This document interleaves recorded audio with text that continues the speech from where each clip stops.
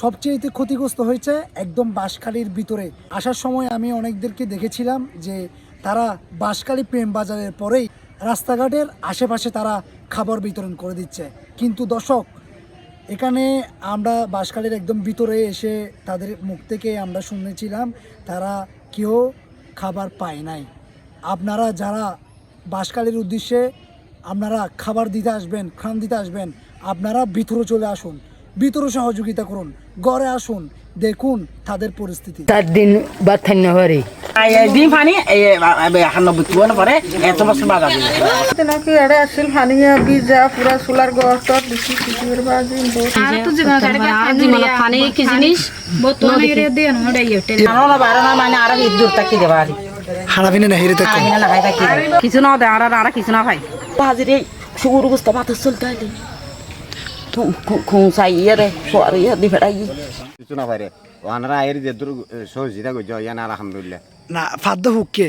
ফাদ্দে ফ্যাম বাজার কেন ওই মানুষ কেনলে অবস্থা দিয়ে তুই তারা না দেখেন আইতো না দেখি তুই তারা আইতো না ওদের না দেখেন না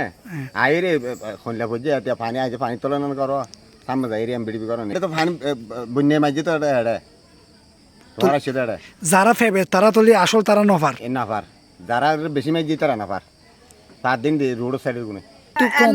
যারা যারা আনে তারা খাই ফেলার মাম্মা লাগে এটা আর কিছু না ভাই না ভাই এটা কি আর কেউ এসছিল না না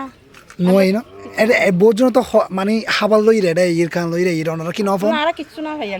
এতে যেতে বন্যার অবস্থা বেশি হারাপ আছিল এতে এটা কি রান্না করা গিয়ে না এটা কি আসলে হনমি কিছু নেছিল না আর আনালের কি হইছিল না নয় এই পর্যন্ত ওনারা যেতে এটা বন্যা বেশি হইলো এতে ওনারা কিভাবে চলবে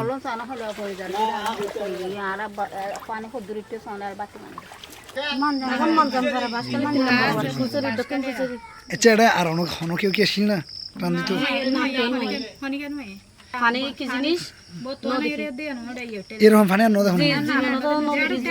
যারা ছাড় নিয়ে আমাদের বিশেষ প্রতিনিধি শাকিল আহমেদ সরজমিনে চট্টগ্রামের বন্যা কবলিত এলাকা বাঁশখালীতে গিয়ে তিনি তথ্যচিত্র তুলে ধরেছেন যে সেখানে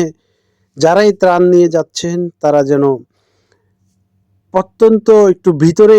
গ্রামে গিয়ে মানুষের দ্বারে দ্বারে ত্রাণ পৌঁছিয়ে দেন। অনেকেই কি করে রাস্তার ধারে ত্রাণ দিয়ে চলে আসে, এতে দেখা যাচ্ছে অত্যন্ত গভীরে যে গ্রামগুলো সেখানে ত্রাণ এখনো পৌঁছায়নি, সেখানে মানুষের দুর্ভোগের লাঘব নেই। তো যারাই ত্রাণ নিচ্ছেন তাদের উদ্দেশ্যে আমাদের বার্তা, তারা যেন গভীর গ্রামে গিয়ে মানুষের কাছে তাদের ত্রাণ পৌঁছে দেয়। সেখানে মানুষ না খেয়ে